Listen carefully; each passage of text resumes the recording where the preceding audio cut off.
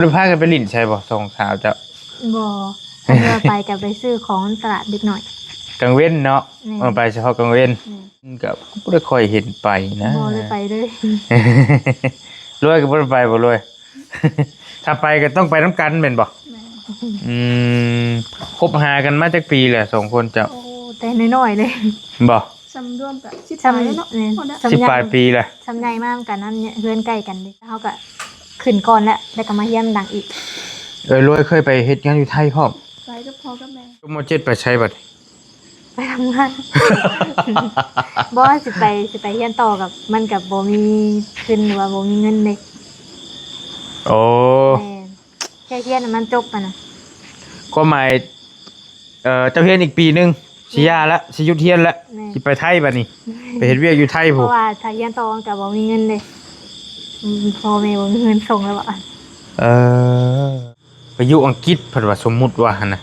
มันไกลพี่น้องป้าแต่กันมากก็ตั้งโตเลยนะตั้งหลักเลยก็แม่นแบบแล้วแต่สิโชคนะแล้วแต่สิตั้งใจเรียนนำอีกถ้าสิว่าสอบผ่านแบบสัมภาษณ์บ่ผ่านก็อีกเรื่อง แบบมันคือว่าแบบมันหลายคนที่เพิ่นเลือกแต่เพิ่นเลือกแบบว่า1,000เพิ่นเลือกแค่100ประมาณนี้นะเขียนอยู่บนเส้นได้แต่สมมุติว่าโตก็คิดท่องไว้ในใจเอาสมมุติได้ไปบ่ว่าเรื่องอยากไปมันไม่มีใครอยากไปดอกเห็นบ่มีใครอยากไปทำงานดอกแค่อันเรื่องอนาคตมันต้องดิ้นรนอยากได้เงินนี่แหละเอาพอง่ายๆก็ได้ว่าเพิ่นเฮาอดเอาไปก็ย้อนอยากได้เงินมาสร้างเนื้อสร้างโตนี่แหละบ่หาก็บ่ไล่ได้บ่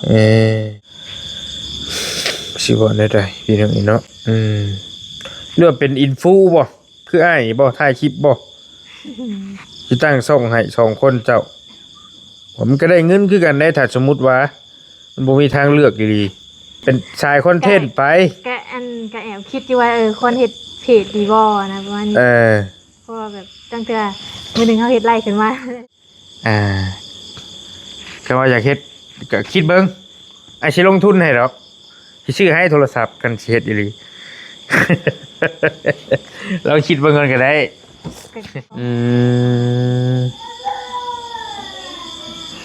คันชุมเจ้าสิได้ก็สิได้เฮ็ดช่องอีหลีมันต้องได้ซื้อไหมคือบ่รีว่าเขาว่านั่นก็เงินเดือนอ้ายออกก็สิไปเบิ่งโทรศัพท์มาให้สมมุติว่าได้เดือนสมมุติได้คนละ10,000เอา2คนจะอยู่ได้บ่ 10,000 บาทเฮาว่าได้เด้เนาะเดือนนึงได้เนาะสมมุติว่าได้เงินเดือน 20,000แต่จะแบ่งกันคนละ10,000สินะกุ้มบ่แต่ว่าซุมื้อนี้ยังบ่ใช้ฮอดเดือนนั้นเนาะพอเติมมาซื้อก็ได้อยากถามพี่น้องได้นึงถ้าว่าพี่น้องถ้าสมมุติว่าน้องเพิ่นเฮ็ดเพจนะพี่น้องสิเห็นดีนำบ่หรือจังใดเนาะก็ส่งมาหานี่พี่น้อง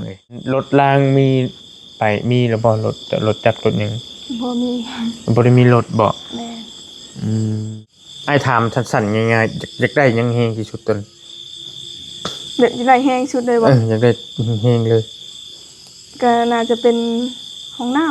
ำอยากได้ห้องน้ำบ่มีห้องน้ำบ่แม่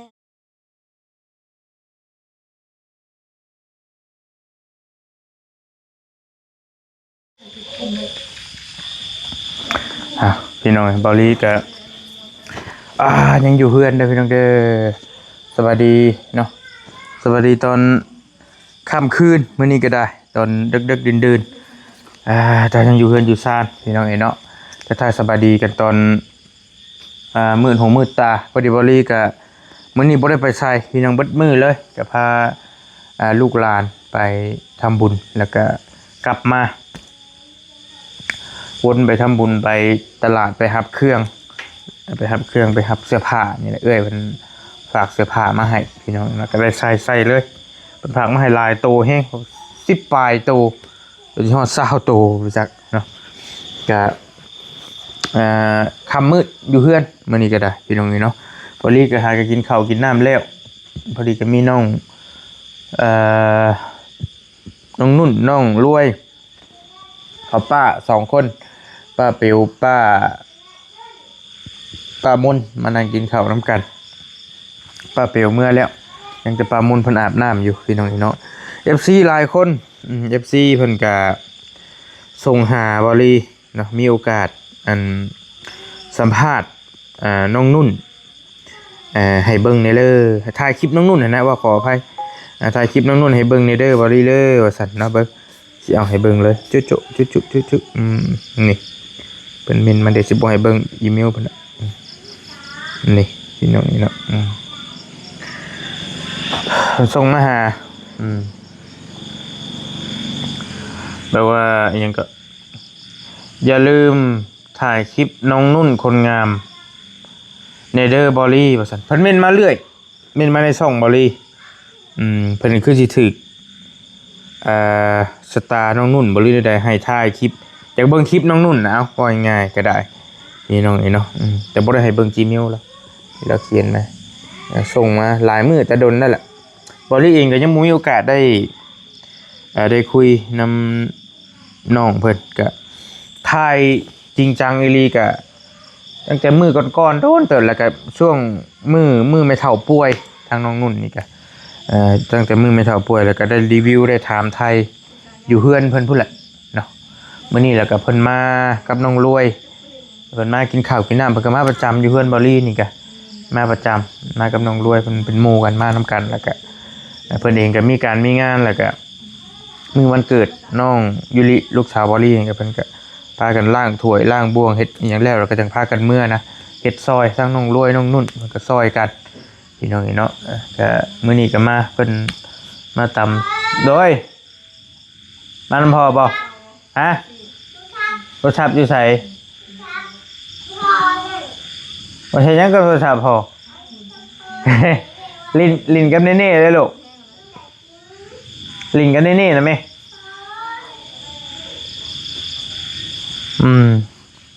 ลินแล้วลินกันเน่ๆแล้วลูก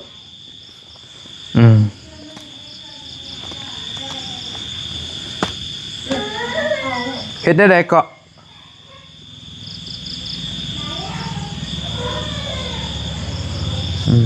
ลูกสาวก็ห้องเจ้าน้องเพิ่นก็มาเฮ็ดส้มตำเพิ่นเป็นคนตำส้มตำอีหยังต่างๆเฮ็ดอยู่เฮ็ดกินแกงหน่อไม้น้ำมันทางน้องนุ่นน้องรวยเพิ่นก็ซอยกันเฮ็ดมาเฮ็ดกินก็เรื่อยๆประจำอยู่เฮือนบ่ลีเฮือนลุงเฮือนบ่เชียงนี่แล้วแต่อยู่พุ่นอยู่พี่นี่ลงไปลงมาหั่นแหละพี่น้องเนาะมื้อนี้มีโอกาสก็สิถามไทยน้องเพิ่นเติมตามคำขอของ FC เพิ่นอยากเห็นน้องนุ่นก็สิให้น้องรวยแหละมานั่งนํกันเพิ่นอยากให้ถ่ายคลิปทางน้องๆทั้งสองสาวเพิ่นให้เบิ่งแน่ว่าซั่นดอกนะพี่น้องเนาะแล้วถ่ายคุยน้ำน้องเพิ่นเติมจักเล็กจักน้อยแล้วก็สิ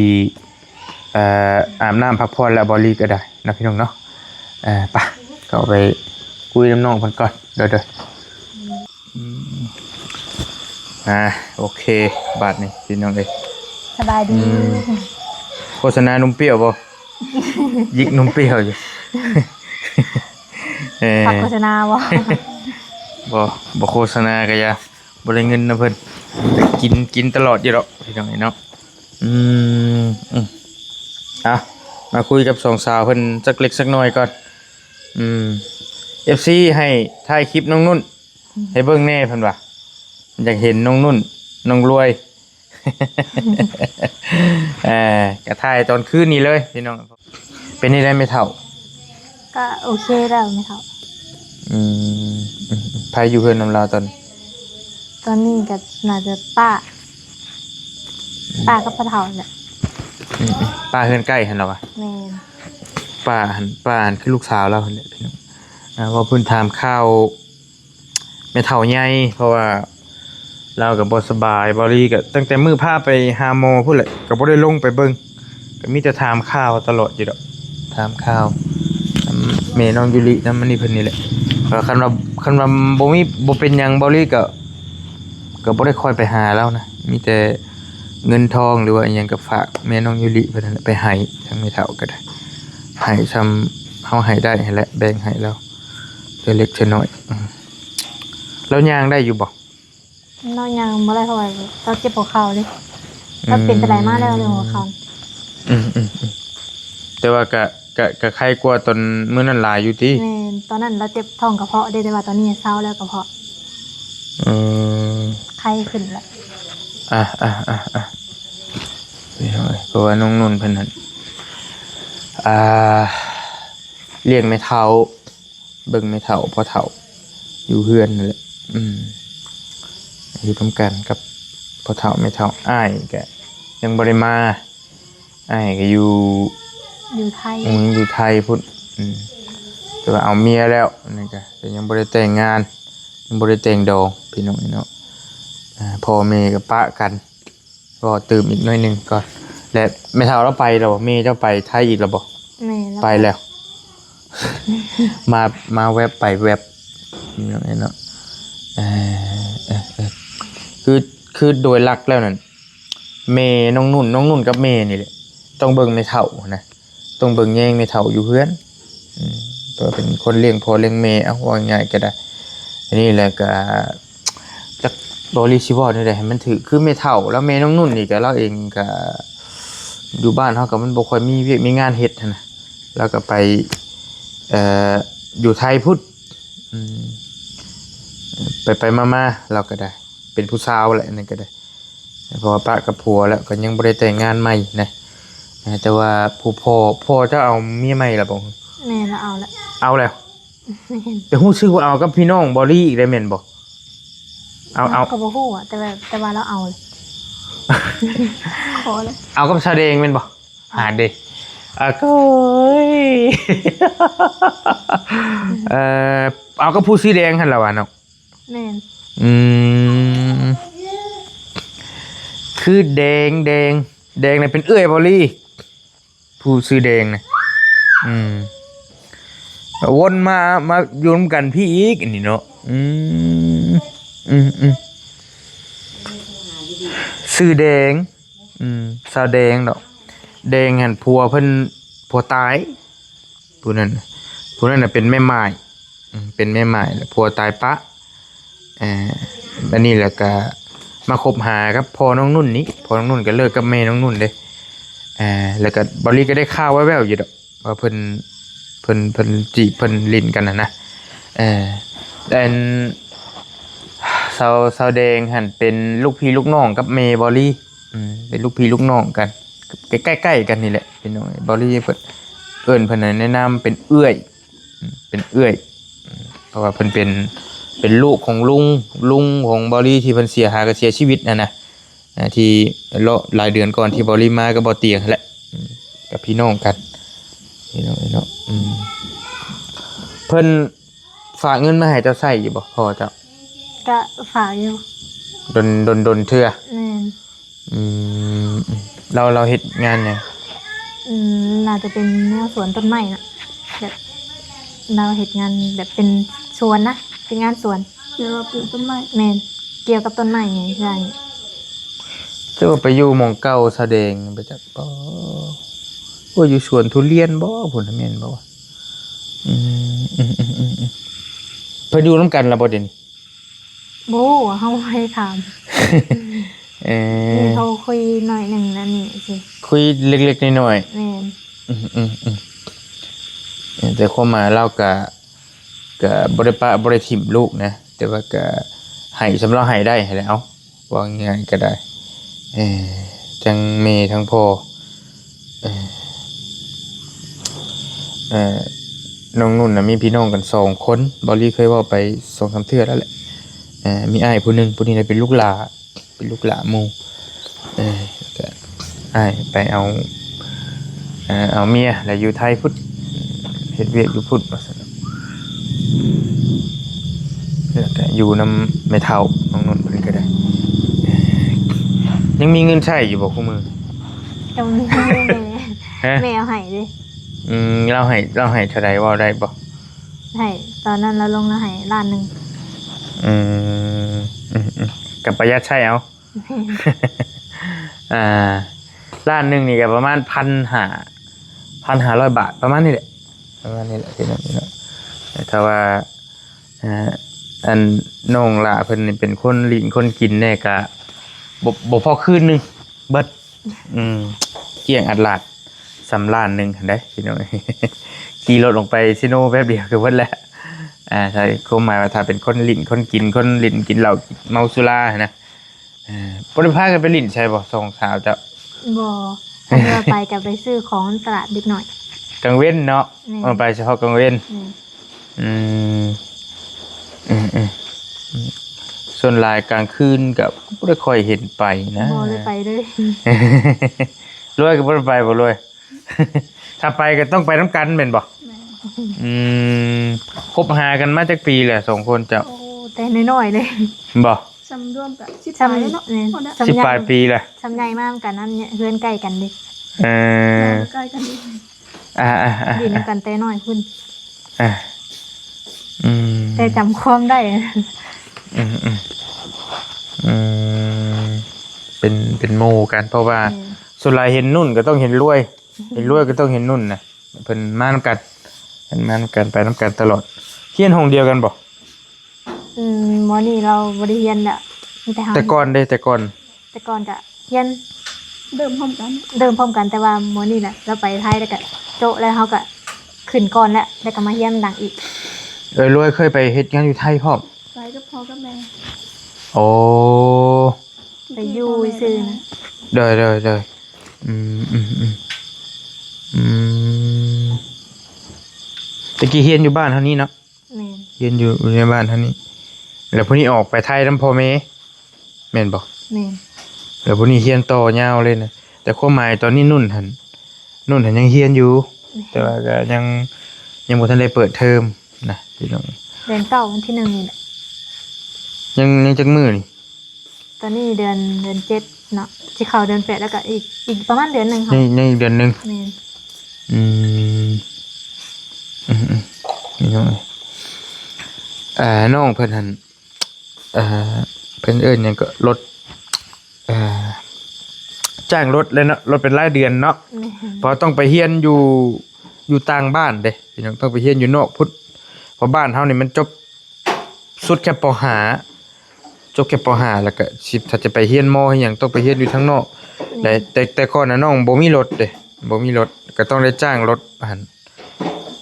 หันไป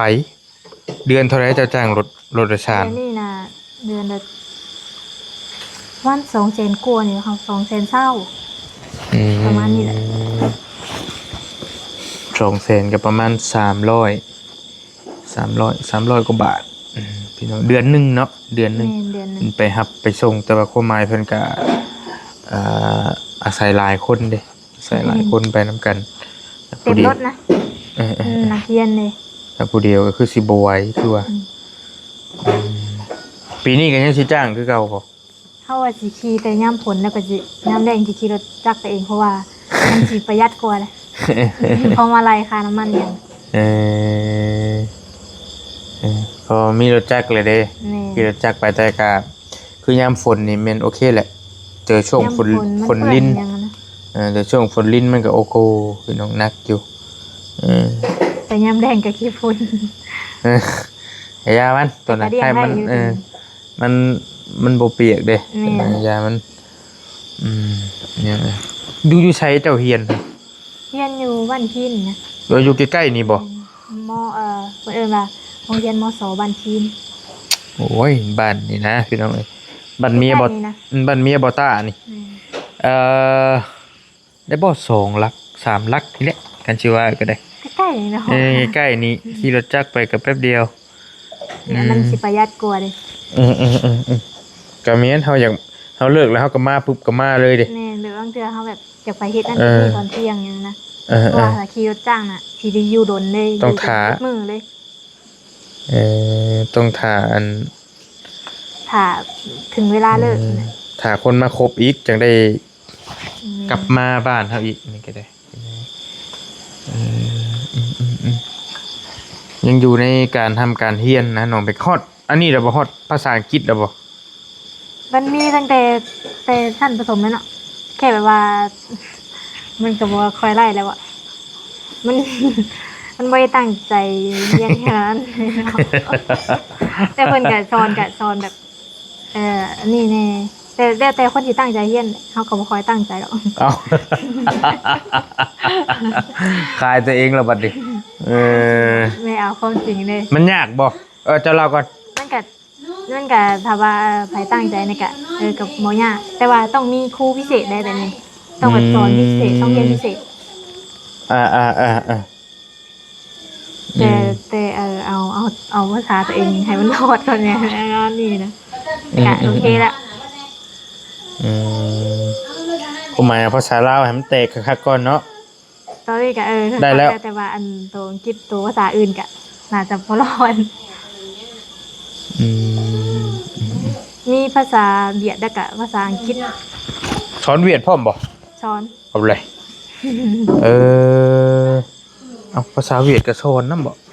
ช้อน บริจักเด้นี่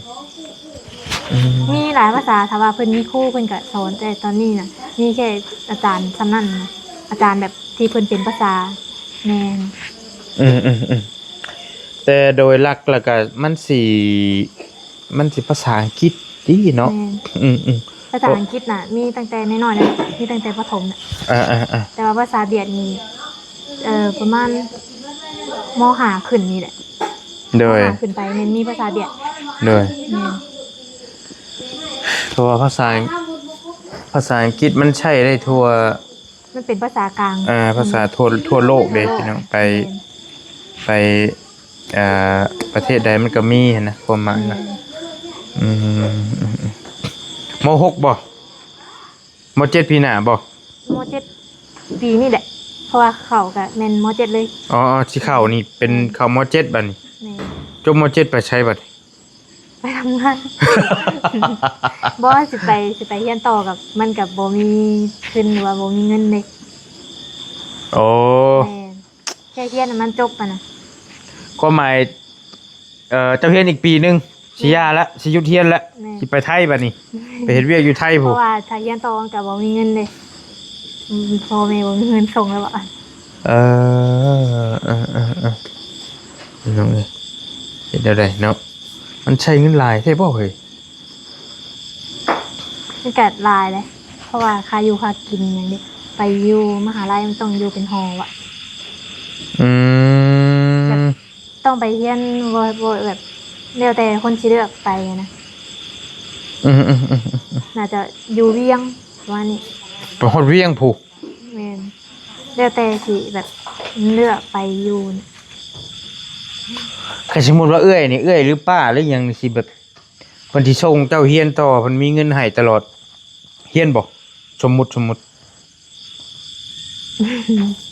อาจ อาจจะเฮียนตัวที่เฮาอยากเฮียนนั่นแหละ มึงไม่ยังเจ้าจะเฮียน มันเป็นแบบจักสิบอกจังไดมันเป็นแบบคือโครงการเฮียนภาษาด้วยแบบเพิ่นติวหรือว่าเพิ่นบอกอันนั้นนี่แล้วก็มันเป็นสอบเข้าทำงานไปต่างประเทศประมาณเนี้ยแบบมันมีหลายประเทศคือว่าประเทศประเทศญี่ปุ่นประเทศเกาหลีประเทศอังกฤษประเทศใต้ประเทศน่ะ ไป แต่สิเลือก แต่เงินเดือนก็สูง คันเจ้ามักประเทศใดฉันสมมุติว่ามีคิดไว้อยู่บ่ เขาคิดว่าน่าจะประเทศอังกฤษแล้วก็เกาหลีประเทศเกาหลีมันก็ได้แต่เงินเดือนอ่ะแต่ค่าครองชีพนำ โอ้ให้อ้ายเลือกอังกฤษเด้ออังกฤษ แม่อังกฤษ เงินอังกฤษนี่เงินสูง สูงแล้วก็ เงินสูง ก็สูงแต่ค่าครองชีพก็แพงเด้สำหรับอยู่ประเทศเพิ่นนะแม่น เพราะว่าเงินเป็นเงินปอนด์บ่อังกฤษนี่เบิ่งกันเด้อรู้สึกว่าเป็นเงินปอนด์นี่แหละถ้าว่าบ่ผิดถ้าจำบ่ผิดนะเพราะว่า1,000ของเขาเจ้าหั่นช่วงมัน เงินดอลเด้ เงินดอลบ่ เงินดอลเงินสักอย่างเนี่ยหรือเปล่า บ่แม่นเงินปอนด์บ่รู้สึกว่าเคยมีผู้ใหญ่เพิ่นส่งมาช่วยเหลืออยู่นะอังกฤษนี่รู้สึกว่าเป็นเงินปอนด์บ่ แต่แบบ แต่ว่าเงินเพิ่นค่าค่อนข้างสูง แม่น คือ1,000ของเพิ่นนั่นมันสิได้อยู่ประมาณ 40,000 กว่าบาทนี่แหละถ้าจำบ่ผิดเด้อพี่น้องเอ้ยแต่ว่ามันค่าสูงแฮะมันก็แล้วแต่มันเรทขึ้นเรทลงคือว่า แม่นแต่เงินเดือนอยู่เกาหลีก็ต่ำสุดก็แล้วแต่เจ้านายนำก็ต่ำสุดก็ประมาณ 40,000 หรือว่า50,000แต่ก็แล้วแต่เจ้านายนำเนี่ย แต่ว่าคันเฮาสิไปประเทศใดเฮาต้องไปเรียนภาษาเขาก่อนแม่นบ่หรือว่าจะได้ แบบบ่เฮียนแบบแตกเลยก็ได้แบบว่าแค่แบบ เอาพอดี เขาสัมภาษณ์นะเขามาสัมภาษณ์ อ๋อ แล้วก็ต้องสอบมันเข้าได้อีกเลยต้องตั้งใจอย่างประมาณนี้นะ โอ้สิอยู่ได้อยู่บ่เฮ้ยสมมุติว่าได้ไปดีไกลแท้เนาะอยู่อังกฤษเลยเหรอ เดี๋ยวเราจะ มันเป็นปีเด้เบิดปีหรือว่าเบิดวีซ่าหยังก็มา เข้าใจอยู่แต่ความหมายว่าคันไปไทยนี่ยังว่าไกลพอแห้งเลยนะไปอยู่อังกฤษเพิ่นว่าสมมุติว่าหั่นน่ะ มันไกล พี่น้องพา แต่กันมากก็ตั้งโตเลยนะตั้งหลักเลยเด้ ก็แม่นรวยไปสิบ่ได้ไปนำรวยบ่ได้เรียนเลยเนาะแม่นแล้วอ่ะสิเฮ็ดได้บาดนี่หมู่ชนิดเพิ่นบ่ได้อยู่ร่วมกันครับเห็นยัง ไป ไง ก็ได้เนาะ วันนี้สิไปไทยโทรหากันเอาเนาะโทรหาสู้ๆเด้อเด้อใครอยู่นี่เลยก็คือน้องเพิ่นเว้าแหละสมมุติว่าเฮาไปเฮ็ดเงินเดือนนึงได้จักเดือน 4-5 หมื่นสินะ 50,000 บาท ถ้าสูงสุดก็ประมาณ 80,000บ่ เอาอย่างต่ำๆ 50,000 60,000ไป แม่น ไปอยู่ปีนึง มันมีเป็นงานสวนงานโรงงานอย่างว่านี่นะแต่งานโรงงานน่ะจะได้เงินเยอะกว่าประมาณนี้หลายกว่าประมาณนี้แต่ก็แล้วแต่เจ้านายนำสมมุติไปอยู่ปีนึงได้ซะ500,000 บาทอย่างต่ำสมมุตินะมันต้องได้แน่ๆแหละเอาบอลี่ว่ามันต้องได้แต่ว่าเฮาสิไปฮอดพุ่นแหละมันก็ต้องผ่านพ่อหลายอย่างเติบอยู่โตเฮียนนี่แหละโตน้องว่านี่ได้ที่สอบผ่านบ่ผ่านอีกนี่นะ แม่นเพราะว่าคนเป็นพันเลยน่ะแบบว่าไงคือ1,000เดี๋ยวเพิ่นเลือกเอาสักแค่100คนว่าเนี่ยแม่นแบบแล้วแต่สิโชคนะแล้วแต่สิตั้งใจเรียนนำอีกถ้าว่าสอบผ่านแบบสัมภาษณ์บ่ผ่านก็อีกเรื่องแบบมันคือว่าแบบมันหลายคนที่เพิ่นเลือกแต่เพิ่นเลือกแบบว่า1,000เพิ่นเลือกแค่100ประมาณนี้นะแต่คะแนนที่เพิ่นตั้งไว้ก็สูงคือกันคะแนนสอบล่ะ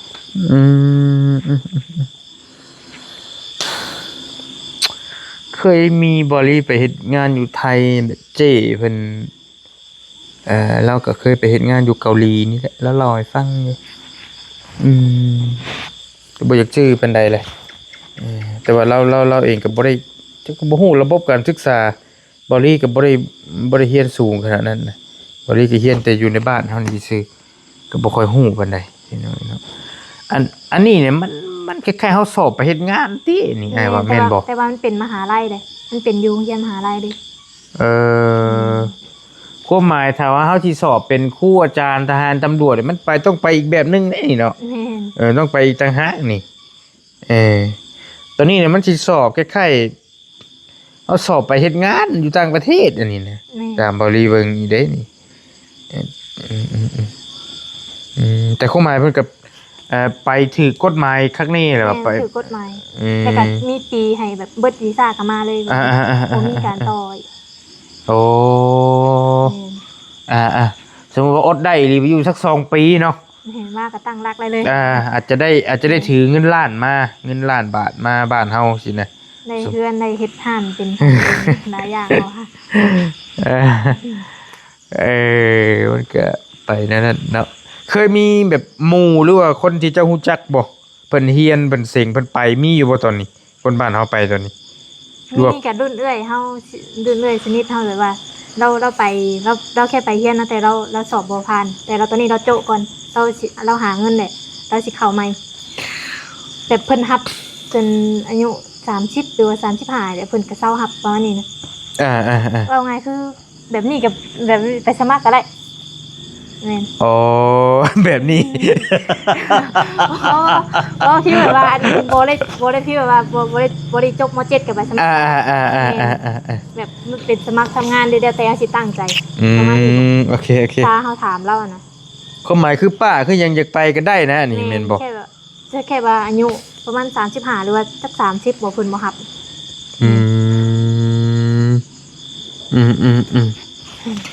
แล้วเจ้าถามเพิ่นอยู่ว่าระหว่างเฮียนน่ะใช้เงิน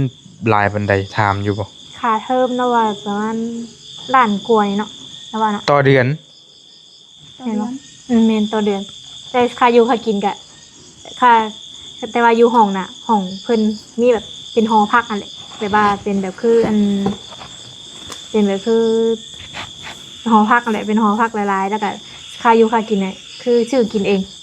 แม่นแบบคือเฮียนปกติเลย เติมชื่อหลายคน แม่นอยู่หลายคนอีกห้องหนึงก็อยู่หลายคน แบบ ก็มีโมยใหม่ๆนะวันนี้ มันสิเป็นสั้นอยู่นะเบิ่งทรง แม่นั่น คล้าย มหาลัยเป็นฮอเนี่ย ๆแม่น มันสิคล้ายๆเจ้าลิ้นละครอีหยังเนี่ยมันมีดอกที่เราเห็นอยู่คือล่าสุดนี่ก็บ่เตียงไปปีก่อนนี่เด้ไปรับอีหยังก็โรงเรียนมสชนเผ่าบ่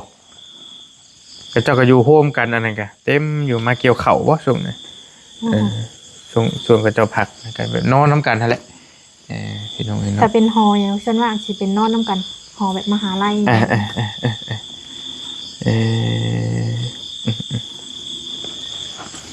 จะอยากไปบ่ใจเจ้าดีอยากไปเป็นบ่หรือว่าจะได้ ก็อยากไปอยู่คันแบบมีเงินนะแต่ว่าส่วนมากก็น่าจะว่ามีโอกาสหรอกเพราะว่า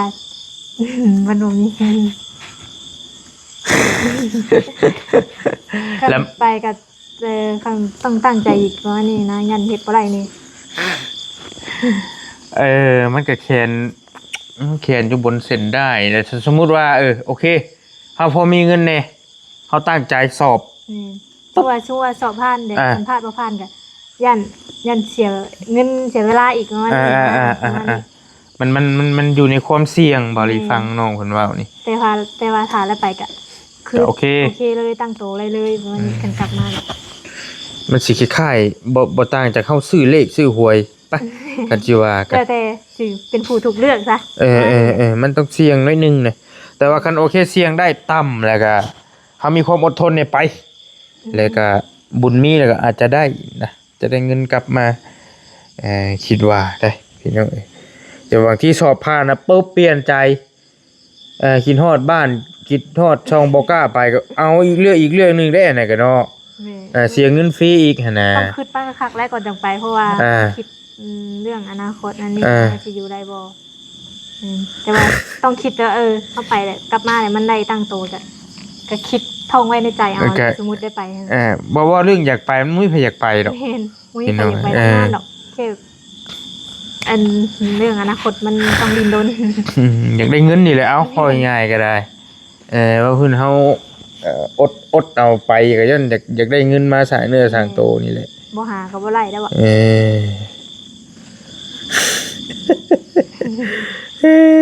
เนาะเอาเฮียนให้มันจบก่อนซะนะพอยังเป็นปีนึงพุปีนึงนี่เนาะแต่ว่าแน่ๆนี่ต้องได้ไปไทยนี้มันใกล้แน่เนาะไปไทยก็สิได้ไปนำกันนี่บ่ตามบรีเบิ่งนี่มันเป็นหมู่กันกับใครนี่ว่าส่วนหลายบ้านเฮาก็อยู่นี่แหละพี่น้องเฮ็ดงานอยู่ไทยนี่แหละยังน้อยๆก็ได้เงินเก็บมันนั้นเก็บนี่แล้วก็มาเฮ็ดนั่นเฮ็ดนี่เป็นของตัวเองก็คือสิโอเคกว่านะอย่างน้อยอันยังประมาณนี้เพราะว่าคันอ้ายคันว่ามีหยังก็ไปหากันยังง่ายแน่อยู่ไทยนี่คันอังกฤษบ่จักแนวไปเด้อเฮ้ยสิไปแบบใดเนาะภาษาสิเว้าได้บาดคือสิพูดว่าโอ้ค่าปี้ยนต์นี่ก็จักสิแม่นเท่าใดเด้อนี่นั่งไปนี่หลายหมื่นอยู่เหรอวะเขาเจ้าเว้าคือว่าเป็น 1,000-2,000 ดอลพุ่นบ่ไปกลับ 60,000-70,000 บาทผู้ใดพี่ยินเขาเจ้าเว้าได้นักอยู่นักเลยแต่ว่าถ้าไปแบบเพื่อทำงานอย่างประมาณนี้เพิ่นก็สิจ่ายให้เบิดเลยเด้เข้าไปแบบในโครงการนี่เห็นไหมจ่ายให้เบิดเลยค่านั่นค่านี่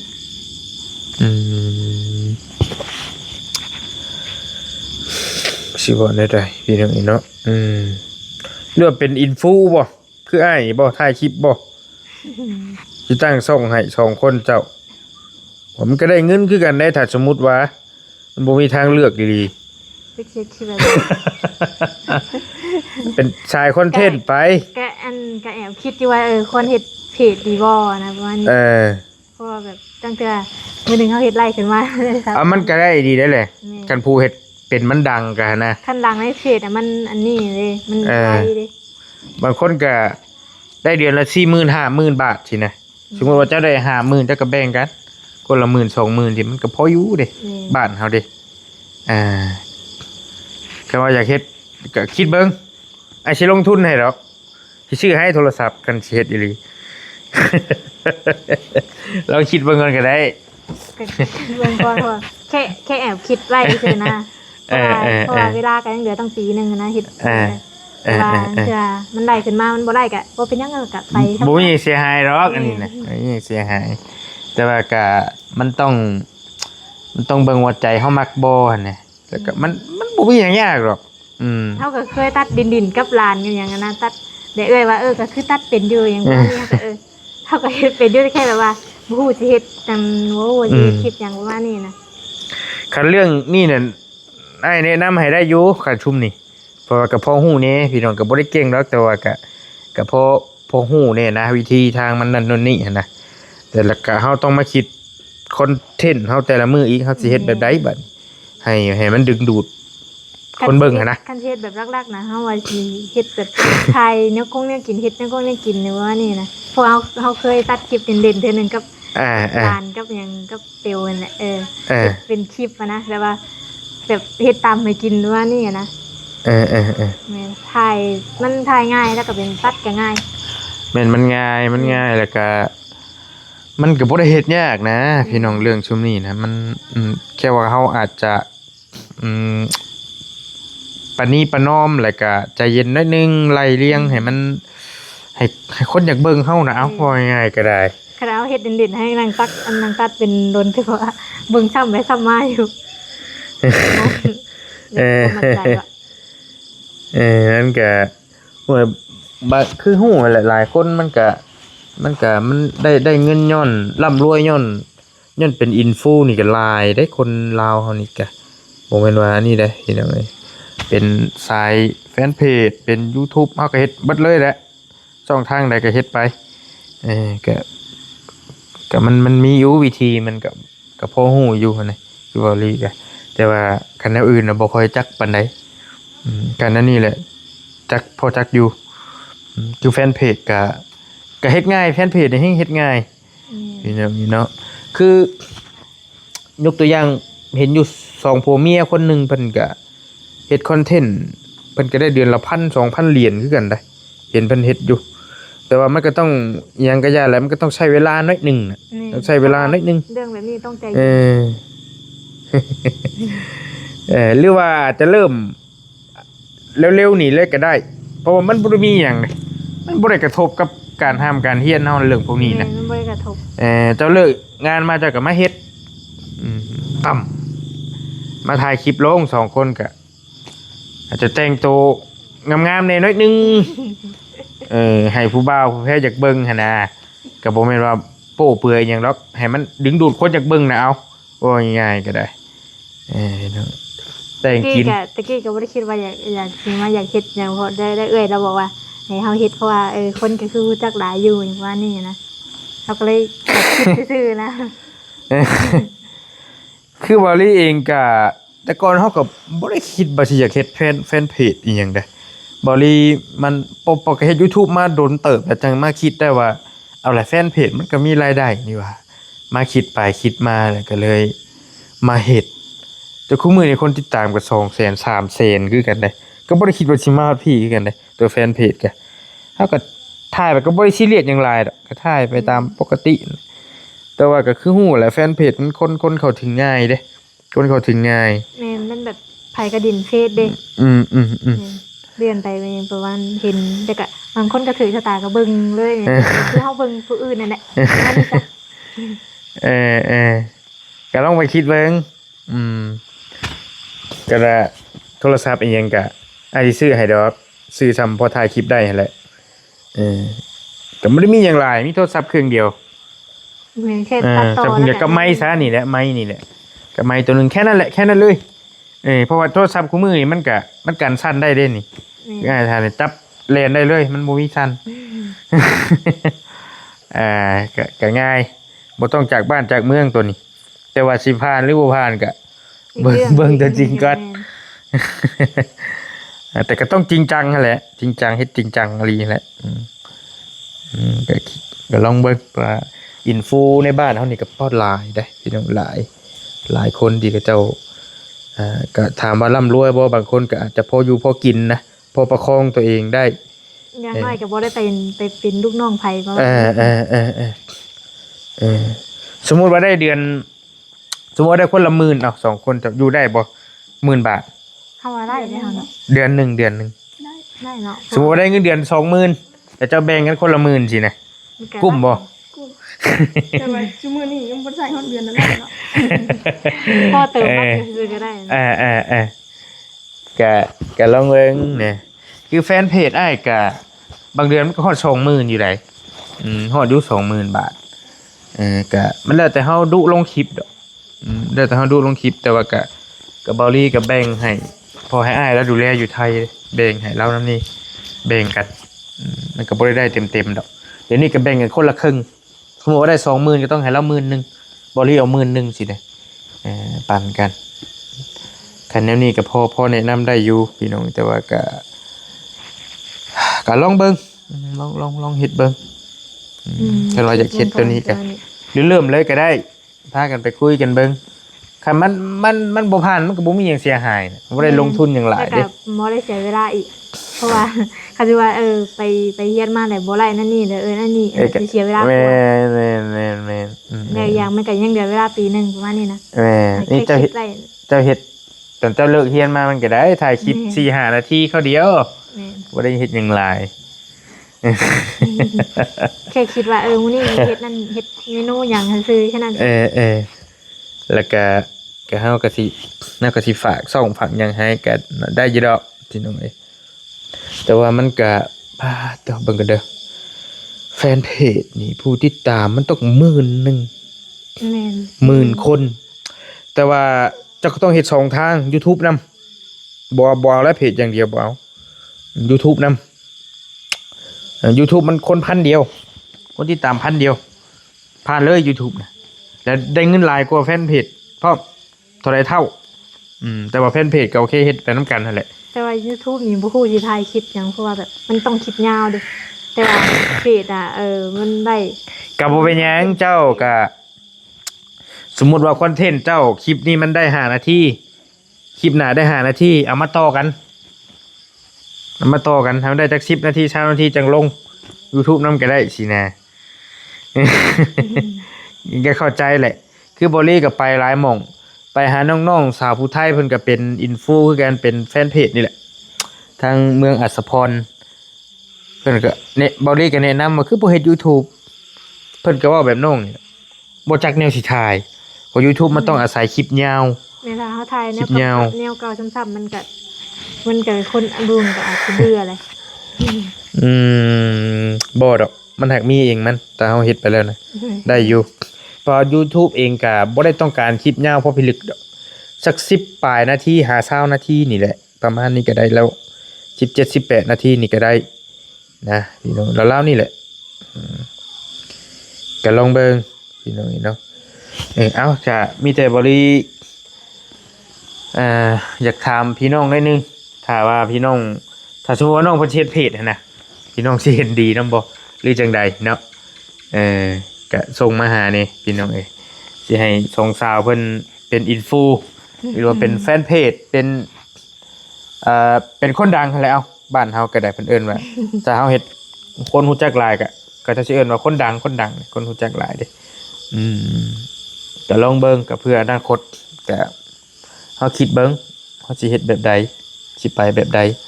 อาจจะไปหาหน่อไม้หน่อมันไปหาเฮ็ดนั่นเฮาก็ถ่ายไปนํอยู่ป่าอยู่ดอนบ่หั่นนะแล้วแต่ ถ่ายไปเป็นช็อตแล้วก็มาตัดเฮ็ดกินประมาณนี้ซะอันนี้นะมันง่ายแล้วแบบเรื่องตัดเรื่องถ่ายสั้นๆได้แต่แบบเฮ็ดยาวนี่อาจจะ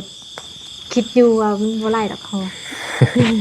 แต่ก็ให้มันมีสาระในน้อยนึงนั่นแหละคลิปนะประมาณนั้นแหละเฮาสิอยู่เฮือนตลอดก็บ่ได้ต้องมีแนวลิ้นแนวหยังในนิดนึงหรือเจ้าไปโรงเรียนก็ทาอยู่โรงเรียนนำก็ได้หมู่ครูที่ลึงเคยกันนะ แน่ปกติเฮาก็ไปมักไปกินตำหยังกับหมู่แล้ว เนาะ อยู่โรงเรียนบ่อยู่บนมือเว้นบ่ได้เฮ็ดหยังเลยตอนเที่ยง เอาโอเคประมาณเอาไม้ให้นั่งรวยนิดนึงสิจบละมันเนี่ยมันดึกละ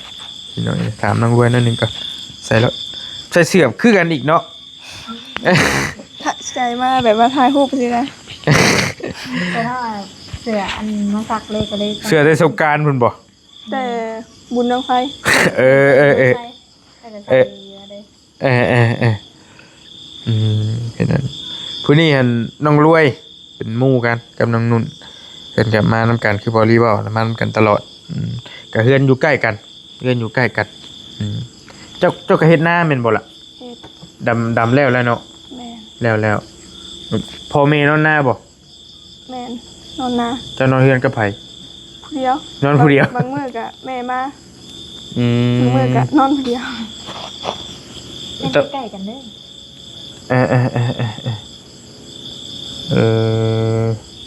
พี่น้องจะมีจักคนเหรอ หมายถึงว่าน้องบ่ น้องแท้ๆไอ้น้องแท้ๆเจ้า น้องมีผู้หนึง จะเป็นลูกกก แม่ ลูกกกเลยได้ข่าวแว่วๆว่าเพิ่นเป็นนั่นเพิ่นเป็นพี่น้องกับบ่าวจันได้บ่าวจันชาแนลเฮานี่แหละพี่น้องเจ้าพ่อฮู้อยู่บ่เป็นพี่น้องกันทางใดแบบใด เป็นพี่น้องกันแบบ ทางพ่อ ทั้งแม่แบบว่าแม่เฮาน่ะเป็นน้องของพ่อเรา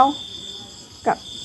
ใกล้ๆกันนี่ซะ แม่นแบบคือนุ่นนี่แหละแบบคือนุ่นกับ ลูกทีลูก กับเมียไอ้นี่ กับน้องแม่น โอ้ใกล้ๆกันนึงโอ้พวกนี้น่ะลูกกกน้องเจ้าผู้ชายผู้หญิงคือ ผู้ชาย ผู้ชายใหญ่ๆแล้วบ่ ประมาณ7 ปี อ๋อธรรมดาบ่ใหญ่ทัดใหญ่ปานใดโอเคเป็น6 ปี7 ปีนี่น้องแล้วก็เฮ็ดไร่เฮ็ดนาตามปกตินี่จักก็อยู่เฮือนนั่นล่ะของมือนี่ก็ได้ แม่ บ่ได้ไปทางใดเนาะ ดำหน้าได้แล้วก็มาอยู่เพื่อน หาเกี่ยวเขาว ถ้าตะเกี่ยวเข้าแล้วบัดนี้เนาะก็อันกุ้มอยากกินอยู่ติข้าวน้ำในเฮือนก็ได้ กุ้มได้กะประมาณ100แหละปีหนึงกุ้มอยู่ ธรรมดาพี่น้องนี่เนาะอันรถรางมีหรือบ่รถจักรรถหยัง บ่มี บ่ได้มีรถบ่ แม่ มีแต่ไปน้ำนุ่นแล้วคู่มือนี่ก็ตินุ่นไปสิบัดสมมุติอยากไปตลาดก็ชวนนุ่นไปบ่ แม่เรียนนุ่น2 คนนี่แหละ แต่ก่อนนุ่นบ่มีรถเด้ ก็ไม่ได้ไป เพื่อน จะไปยืมรถยืมรถ จะออกไปซื้อของใส่ดี เพราะว่าเฮาบ่ได้ซื้อออกอ่ะนานๆออกทีนึง คือเขาออกไปซื้อของเขาก็ชวนเพิ่นไป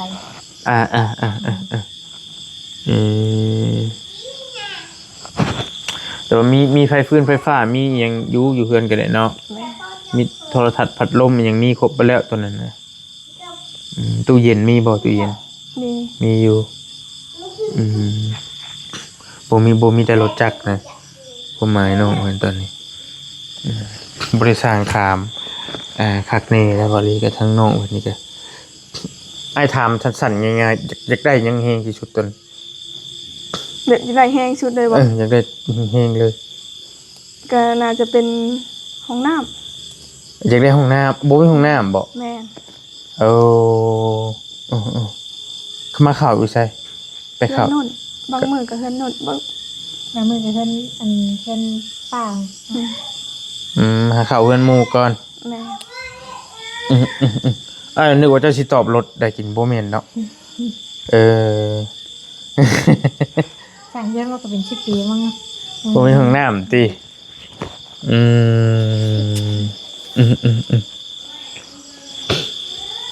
ก็หมายว่าพ่อแม่เฮ็ดข้าวเฮ็ดนั่นแต่ละปีมันก็พอได้แต่กินซื่อๆแม่นบ่ล่ะ แม่ พอได้แต่กินค่าสิขายหรือก็บ่คุ้มอีกแล้วบาดเห็นเนาะ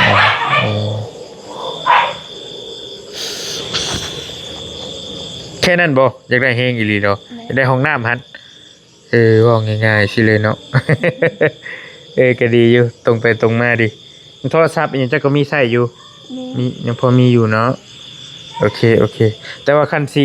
เบิ่งให้อ้ายขอเบิ่งนี่ขอเบิ่งโทรศัพท์อยู่ไสโทรศัพท์อยู่ไสไปเอามาเลยเอามาเลย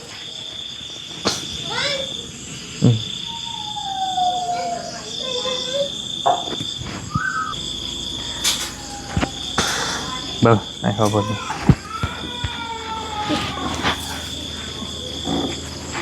รุ่นหยังiPhone คือกันแม่นบ่ iPhone 11อืมแต่คัน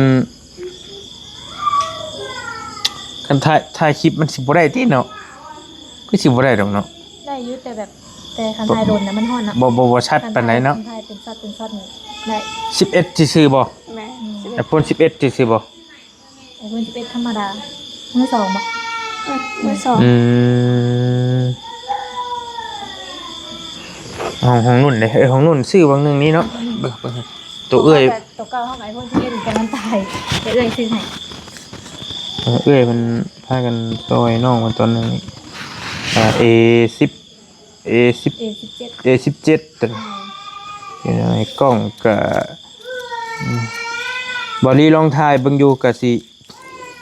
ประมาณหนึงแต่ว่าคันชุมเจ้าสิได้ก็สิได้เฮ็ดช่องอะไรมันต้องได้ซื้อไหม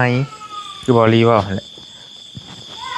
คันไทยที่เป็นซัดน่ะเอา พอได้บ่ เท่าไหร่อยู่จ้ะ iPhone 11เพราะว่าย่านมันเฮ็ดบ่ได้อะนะ จะว่าทายถึงมันสิฮอดเนาะมันสิ แต่ ตัด แค่มันห่อนนี่ซื้อไทยถึงแต่ว่าไทยเป็นซัดน่ะได้อยู่แบบว่าสิซื้อไม่กันย่านเฮ็ดบ่ได้ ก็หมายอ้ายสมมุติว่าอ้ายสิซื้อลงยังให้ยังยันมันบ่ผ่านยันบ่รอด ย่านบ่รอด ยันเสียเงินที่ซื้อเข้ามาว่ะ แม่น ลองเบิ่งก่อนลองตัวนี้ แม่ ก่อน นอยากลองเบิ่งซื้อ บ่มันต้องเสี่ยงในน้องเอ้ยเฮาคิดน้อยคิดใหญ่บ่ได้ แต่กับพื้นที่ก็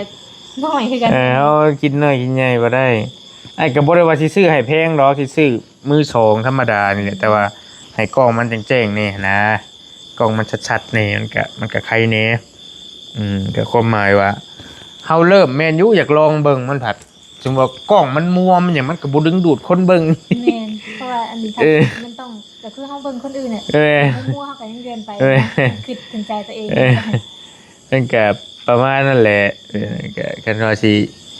มัวถ่ายไปรถคนกลุ่มมันเกี่ยวแบบนึงอีกคนสิเบิ่งก็ได้นะแต่ก็ว่าเพื่อพี่น้องนี่ก็ลองไปคิดกันเบิ่งเด้อ คันอยากได้ เดี๋ยวศึกษากันก่อน คันอยากเฮ็ดอีหลีก็มาบอกเขาก็ได้ก็จังว่ากันแค่นั้นแหละอ้ายก็สิฝากกันเฮ็ดแล้วก็สิฝากซ่องฝากหยังให้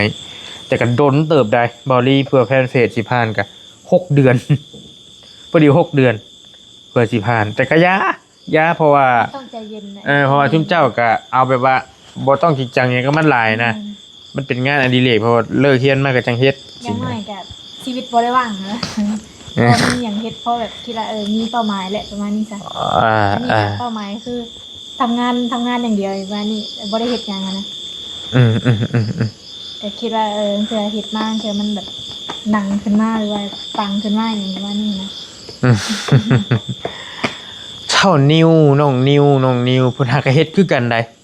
แต่ว่าเพิ่นก็มาถ่ายเป็นช็อตเพิ่นดุถ่ายน่ะถ่ายลงก็ห่วยคนติดตาม 3-4,000ล่ะบ่หาก็เฮ็ดบางเดือนมื้อก่อนๆนั่นน่ะไวอยู่ได้ไวอยู่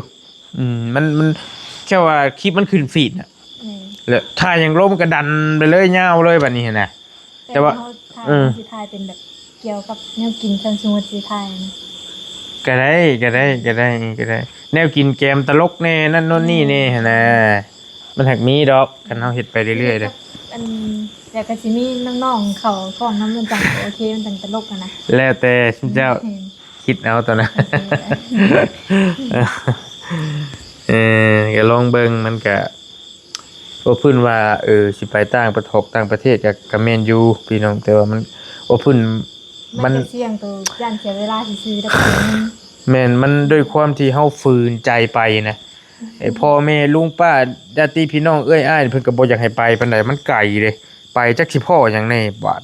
จักสิเกิดหยังขึ้นหั่นน่ะนี่แค่นี้อยู่บ้านเฮาเองเด้ ที่ไทยก็ยังใกล้แน่ตอนนี้จ้ะ ก็แม่นแต่ว่าบ่อังกฤษพัดว่าจักอยู่ทางใดบาดประเทศอังกฤษ เวลาก็ต่างกันทั้งที่ เออ พี่น้องเอ้ยกันนั่นแล้วเด้อมันกระดึกแต่ป้าก็นั่งท่าอยู่ได้อพี่น้องเนาะมีแต่เมื่อพักผ่อนแล้วใดก็บอกกันว่าจะพร้อมหรือใดเมื่อใดก็จังใดก็ เบิ่งเขาว่านั่นก็เงินดำเงินเดือนอ้ายออกก็สิไปเบิ่งโทรศัพท์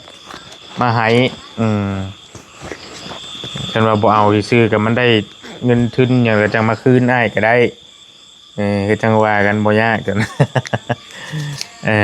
นี่นะเอาอันนี้อ้ายให้เด้อให้คนละใบเอาให้เอาไว้ติดโตว ขอบใจเวลา เข้าใจว่าเป็นยังเอาไว้ซื้ออยากซื้อกินไปนั่นแล้วเด้อมันดึกแล้วได้พี่น้องสบายดีทั้งสองสาวโอเคใดๆก็จังว่ากันพี่น้องเอ้ยไปโอเคพี่น้องเอ้ยทางน้องๆเพิ่นก็เมื่อแล้วบัดดึกเติบแล้วคุยกับน้องเพิ่นขออนุญาตเด้อพี่น้องเด้อถ้าคลิปมันยืดยาวก็เกือบชั่วโมงเนาะคุยกับน้องเพิ่นก็มันหลายเรื่องหลายเล่าถามข่าวกันจริงๆยังสิถามน้องรวยหลายอย่างอยู่นะแต่ว่าจะมันดึกก็ไว้โอกาสหน้าก็แล้วกันเนาะน้องๆเพิ่นก็มีความฝันก็อยากหาเงินหาทองแหละแต่บ่ฮู้ว่าสิอยากเฮ็ดแนวใดคือบอลี่ก็คุยกับน้องเพิ่นน้องนุ่นน้องรวยนั่นแหละน้องนุ่นเพิ่นก็ว่าอยากไปทำงานต่างประเทศถ้าว่ามีเงินเฮียนต่ออีหลีหั่นนะแต่ว่าด้วยใจนี่ก็บ่ได้อยากไปดอกความหมายว่าได้ยินหมู่ครูว่ามันได้เงินได้ทองนี่หั่นนะเรื่องจากบ้านจากเมืองก็บ่มีใครอยากไปดอกพี่น้องแต่ว่ามันก็บางทีมันก็จำเป็นแต่ว่าก็จักสิได้ไปบ่ได้ไปเพราะว่ามันบ่มีเงินเรียนต่อหั่นนะแล้วก็บ่ได้เว้าอีกทางเลือกนึงเรื่องการเป็นยูทูบเบอร์หรือเป็นการเป็นแฟนเพจเป็นอินฟูนี่แหละน้องเพิ่นก็ว่าก็คิดไว้อยู่ก็อยากถ่ายคลิปถ้าหยังเพราะว่ามักถ่ายคลิปเล่นหัวกันอยู่ว่าซั่นหั่นนะแต่บอลี่ก็บอกกับน้องเพิ่นว่าก็ลองไปคิดเบิ่งถ้าอยากเฮ็ดอีหลีถ้าอยากลองเบิ่งอีหลีก็เฮ็ดเนาะพี่น้องเนาะถ้าว่าอันนั้นแหละบอลี่สิลงทุนให้ก็ลงทุนบ่มีหยังดอกสิซื้อโทรศัพท์มือสองเป็นคือบอลี่ถ่ายอยู่นี่แหละประมาณ10,000น้อยๆก็เขาว่าน้องเพิ่นอยากเฮ็ดอีหลีนะก็สิลงทุนให้ก็สิลงทุนมันก็บ่ได้มีหยังซื้อโทรศัพท์เครื่องนึงให้เพิ่นไปคิดเบิ่งก่อนพี่น้องเนาะลองเบิ่งว่าเพิ่นสิเฮ็ดแนวใดจังใดสิเลือกไปทางใดแนวใดก็จังว่ากันเด้อพี่น้องเด้อวอลลี่ขอตัวไปพักผ่อนก่อนสบายดีอยู่ดีมีเฮงฝากน้องๆเพิ่นนี่บ๊ายบายลูกบ๊ายบายสวัสดีพากันนั่งยังบ่ได้นอนอยู่พี่น้องไปแล้วบ๊ายบายเด้อพี่น้องเด้อ